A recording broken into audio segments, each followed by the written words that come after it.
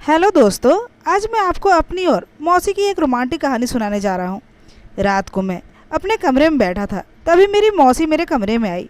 मैंने कहा, क्या हुआ मौसी, तुम इस समय मेरे कमरे में? तो वह बोली, अजीत, मुझे तुमसे कुछ ज़रूरी बात करनी है। मैंने कहा, हाँ बताओ, क्या बात है। मौसी मेरे पास मुझसे सट कर बैठ गई। आज मौसी की इरादे कुछ ठीक नहीं लग रहे थे।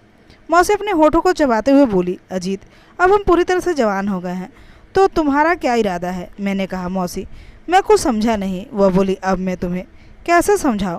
मौसी के मन में क्या चल रहा था मुझे सब पता था, मगर मैं अपने मुंह से नहीं कहना चाहता था। मैं भी वही चाहता हूँ जो मौसी के मन में चल रहा है। मैंने कहा, तुम क्या कहना चाहती हो, मुझे साफ साफ बताओ। उसके बाद मौसी खड़ी हो गई और गोल गोल घूमकर बोली, अच्छा मैं तुम्हें कैसी लगती हूँ? मैंने कहा, अच्छी लगती हो।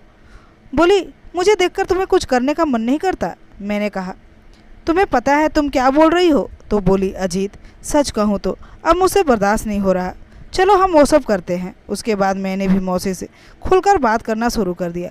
मैंने कहा, मौसी मैं बहुत दिनों से तुम्हारे साथ वो सब करने के लिए सोच रहा हूँ, मगर डर के मारे तुमसे यह नहीं बोल पाया कि कहीं तुम यह बात अपनी मम्मी से ना बता दो। मौसी बोली, तुम्हें भी पता था कि तुम मेरे साथ वह सब करना चाहते हो? मैंने कहा, अच्छा वह कैसे? वह बोली कि रात जब तुम मुझे मेरे कमरे में झाँकर देख रहे थे तब मैंने देख लिया था। तभी मौसी बोली, अब हम बातें बंद करके वो सब करें?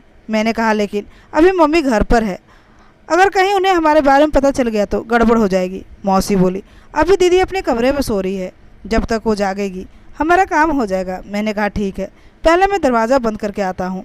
आज मुझे ज़रा भी यकीन नहीं हो रहा था कि मैं अपनी मौसी के साथ वो सब करने जा रहा हूँ। 2 साल पहले जब मैं अपनी मौसी को देखा था तब मेरे मन नहीं लगता था, लेकिन अब इतनी सुंदर और जवान हो गई थी कि उनको देखकर न जाने मुझे क्या हो जाता था। एक दिन मैंने मौसी को उनके कमरे में कपड़े पहनते देख लिया था। उसी दिन से मेरा उनके साथ कबड्डी खेलने का मन हो गया था। अब मैं मौसी के साथ वह सब करने के लिए मौके की तलाश कर रहा था, इसलिए मुझे मौसी के साथ वह सब करने का मौका नहीं मिलता था। इसी तरह हम दोनों में रोज़ बातें होती थीं और नज़दीकियाँ बढ़ती गईं। एक दिन घर पर कोई नहीं था, सभी लोग शादी में गए थे। हम और मैं मौसी दोनों अकेले ही घर पे थे। मौसी ने बोला कि आज कबड्डी खेलने का बहुत अच्छा मौका है। मैंने हामी भर दी।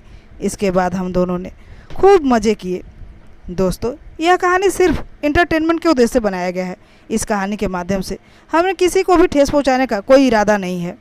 दोस्तों, अगर यह कहानी अच्छी लगी हो तो वीडियो को लाइक करके चैनल को सब्सक्राइब जरूर कर लें। धन्यवाद।